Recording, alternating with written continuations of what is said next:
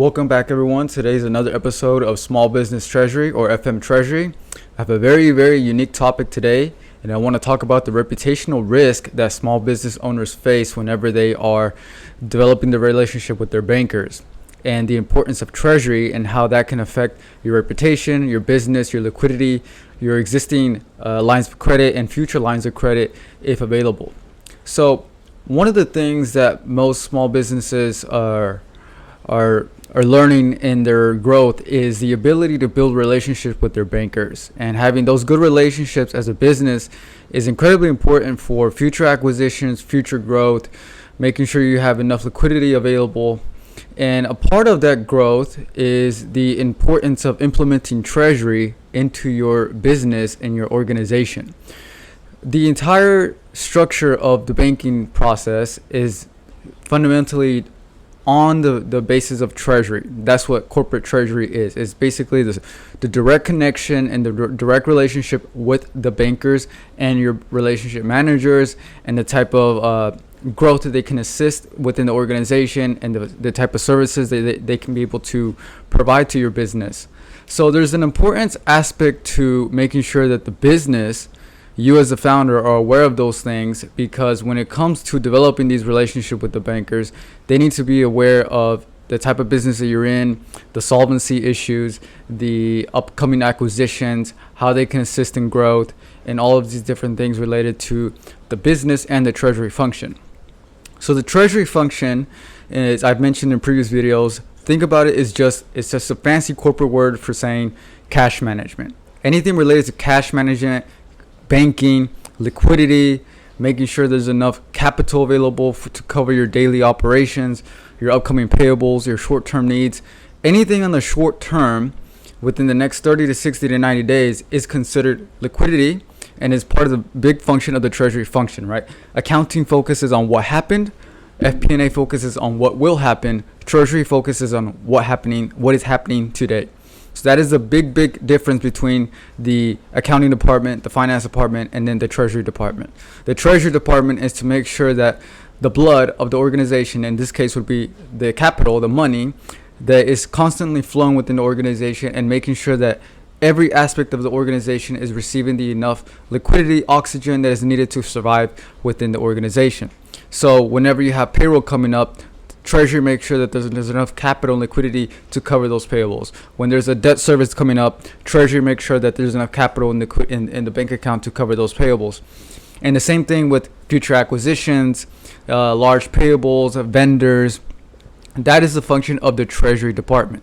Now, the reason this is very important when it comes to relationship management and the relationship you have with the banks is because that develops a certain type of reputation that the organization has within their bank relationship manager, and the type of treatment that you'll get from your existing bankers and future bankers if you decide to expand your organization within that bank or go to a different bank. But the importance of that is that if an organization is very profitable, but their Treasury function is very poorly ran, that can create significant reputational risk and damage to your organization. And you as the founder, the CFO, or the C-suite executive of your organization, you need to be aware of the risk that comes with these types of reputations. These types of reputational risk does not have a direct monetary value to it, because it's measured in future growth, is measured in future acquisitions, is measured in a way that you can't put a dollar amount in it today, but it does have a cost to it in the future that compounds over time. So I'll give you an example how reputational risk is applicable in your organization, or an organization that is poorly ran with a poor Treasury function or a Treasury department. Let's say that a company is very profitable, but they are not able to have a very good daily operations in the Treasury function where their payables are always met, there's a healthy bank balance, and there's always sufficient capital in the bank account. So you could be very profitable on paper. You make $100,000 in revenue, you pay $50,000 in payables, you're net $50,000. On paper, that's ideal and that's what it should be reflected on the bank account. But life doesn't work that way, because you have vendors that are requesting expedited payments, or you have clients or customers who don't pay on time. And when you have those two things, that you have late customer payments and expedited vendors, you create this gap. That gap is called liquidity. That gap is where the treasury function is responsible to making sure that it's always being fulfilled. That is the function of the daily operations of a treasury department, is to make sure, okay, we have late receivables and we have upcoming payables. How do we meet that? Okay, so even though an organization may be profitable, your accountant can tell you, hey, you're very, very profitable. But profitability does not mean liquidity.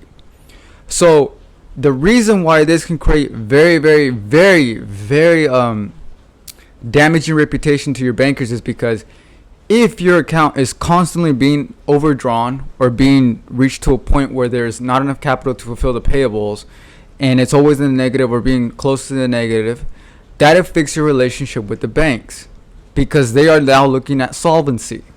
Solvency is simply, does this person have enough capital in their bank to cover their upcoming payables? Okay, that's what solvency is. So the bank, as they continue to see constant overdrawn accounts, near zero, in the negatives, and they're always at risk of, is their payment or the payables that we deliver, are they going to be overdrawn, right? So the bank has a way of analyzing these trends. I work in corporate treasury. I work directly with the bankers. The bankers have a trend of your account statements, and they come back to you and say, hey, we noticed this particular trend in your statements. We can offer these types of services. So they're very, very well aware of the liquidity and available capital that's in your bank account. So that's very, very important as an organization, as a founder, as a growing company, to take into consideration, is that at what point in your growth process is reputational risk very, very important when it comes to managing your relationship with the bankers. Because they see everything, they notice everything, they notice the trends, they notice solvency issues, they notice when bank accounts are overdrawn, they notice when there's not enough capital to fill the upcoming payables, and they're always noticing if the company has solvency issues. They could be profitable, but the profitability does not mean solvency. And in banking and treasury, solvency is what matters, not profitability. Okay, because solvency is directly tied to cash flow. Cash flow and solvency are synonyms for one another in the treasury world. So as an organization who may not be large enough to have their own treasury department, but you have a CFO, maybe you have a C-suite executive who is responsible for overseeing the finances, they need to understand the importance and the basics of treasury, and how those particular aspects of the treasury department, even though there's not a treasury department within your organization fully established, it is their responsibility, your responsibility as a founder, to make sure that you are understanding and aware of the basics of treasury, because those particular aspects have great reputational risk and operational risk and liquidity risk when it comes to your organization. So that's an example of how reputational risk can be put on the line because of lack of treasury awareness, lack of treasury controls, lack of treasury policies, right? So it's very, very important that it's not to focus just on being profitable all the time, which is a fantastic thing to be, but also being solvent at all times, right? So you got to make sure that your finance department as a whole, as you grow your AP department, as you grow your AR department, as you grow your finance, FP&A, accounting, your tax department, that you're also growing on the same level a treasury department. Because the treasury department is a part of the organization that keeps the liquidity running, it keeps the capital running.